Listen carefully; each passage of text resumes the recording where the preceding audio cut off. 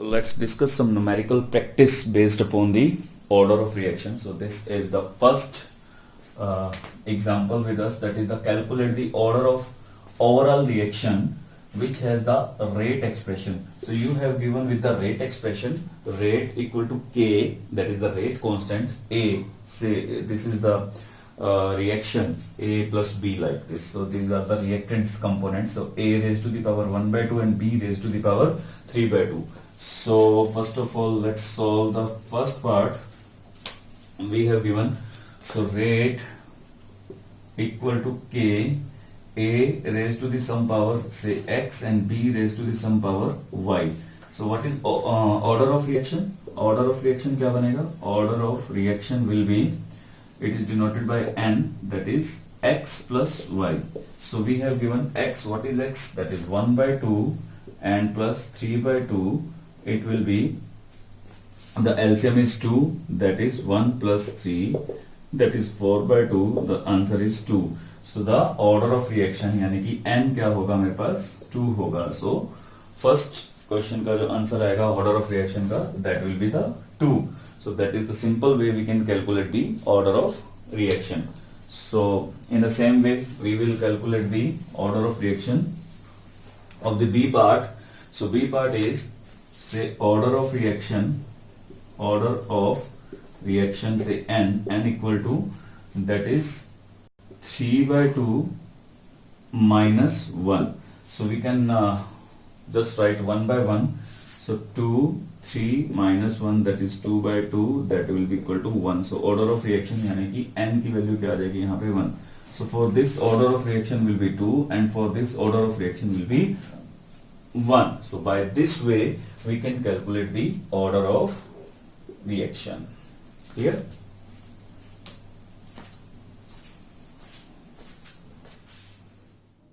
So this is the second question. Identify the reaction order from each of the following rate constant. So we have given the rate constant, हमें K की value given है और हमें इससे क्या बताना है, उसका ऑर्डर बताना है. सो ऑर्डर बताने के लिए हमें रेट कांस्टेंट की हेल्प से उसको सॉल्व करना है.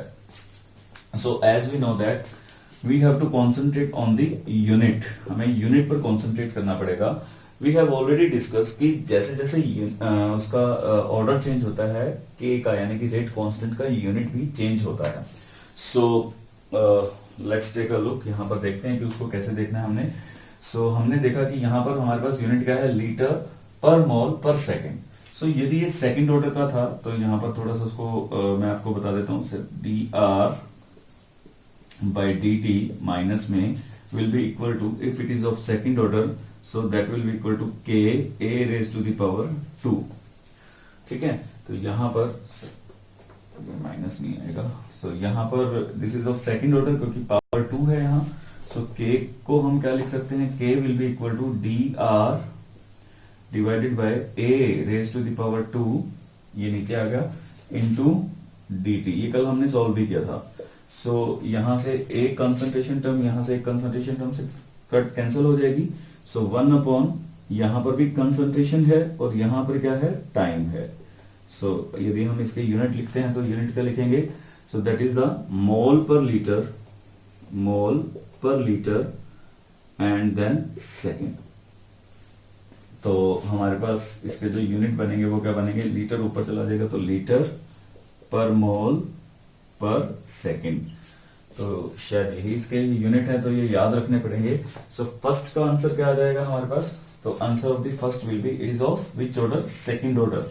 ये सेकंड ऑर्डर की है बिकॉज यूनिट से हमें इसको पहचानना है. तो unit of the second order of the rate constant is litre पर मोल पर सेकंड होता है. So it is of second order, ये सेकंड ऑर्डर का हो जाएगा.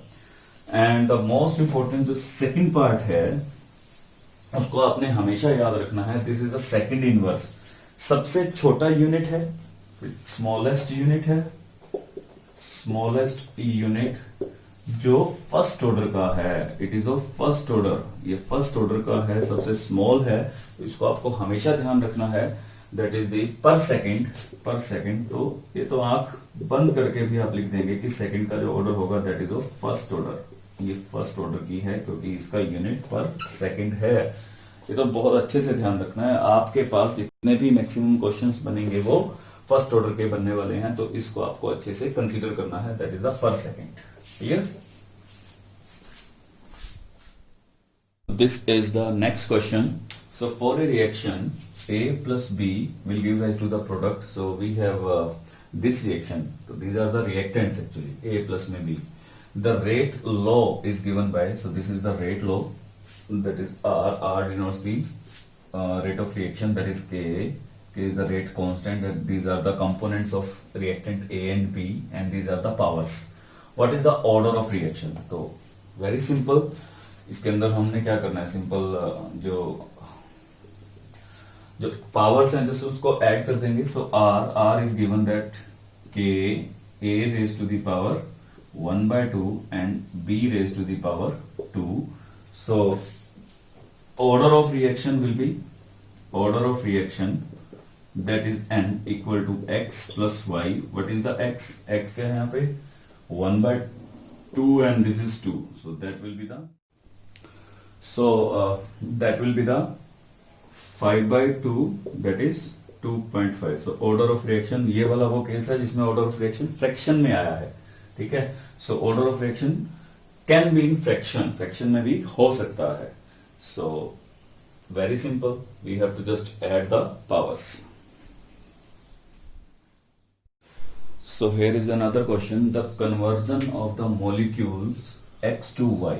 so this is the reaction actually। तो हमारी reaction क्या होगी? x is converted into the y। follow the second order kinetics। so ये इसका जो order of reaction है वो हमारे पास क्या है? that is the second order है। if the concentration of x is increased to the 3 times, यदि x का concentration 3 times increase हो जाए, will it affect the rate of formation of y? क्या ये formation of y को affect करेगा या नहीं करेगा? So first of all, if it is a second order reaction, so let the concentration of x, x का concentration हम मान लेते हैं से A है। So this is the concentration of A, I mean x is A, ठीक है। उसके बाद rate लिखते हैं, so rate will be R equal to K concentration of x, second order है, so that will be 2। so we are increasing the concentration by 3 times। तो पहले आप इसको यहाँ पर वैल्यू a पुट कर देते, that will be equal to a raise to the power 2 हो जाएगा, ठीक है। So now the concentration is become 3 times. So पहले कंसंट्रेशन कितना था x का? दैट इज a था। अब ये कितना हो गया? और by increasing 3 times it will become 3a। ये कितना हो जाएगा? 3a। So now rate will be, rate क्या होगा यहाँ पे? the rate will be R equal to K, so that will be 3a raised to the power 2, so that will become K 9a square। so the rate will be 9k a square। so ये original rate का कितना हो जाएगा? 9 times हो जाएगा, so that will be the 9 times of the original rate, ठीक है। so rate of formation of y, rate of formation of y will increase by 9 times, 9 times वो बढ़ जाएगा। so that is the answer for the question, simple।